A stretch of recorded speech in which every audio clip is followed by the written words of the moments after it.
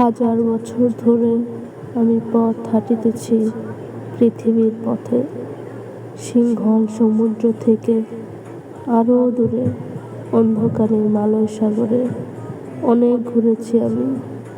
বিম্বিসার অশোকের ধূসর জগতে সেখানে ছিলাম আমি, আরও দূর অন্ধকার বিদর্ভ নগরে। আমি ক্লান্ত প্রাণ এক, চারিদিকে জীবনের সমুদ্র সফেন। আমার এই দুদণ্ড শান্তি দিয়েছিল নাটোরের বনলতা সেন।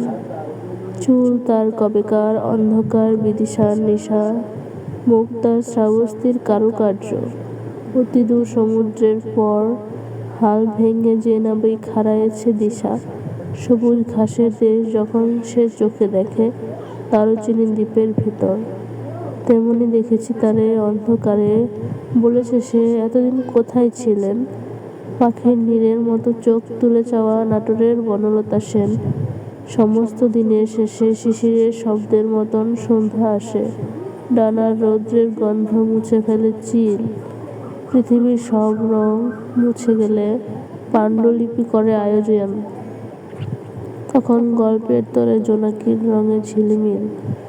সব পাখি ঘরে আসে, সব নদী পোড়ায়, জীবনের সমস্ত লেনদেন থাকে শুধু অন্ধকার মুখোমুখি বসিবার।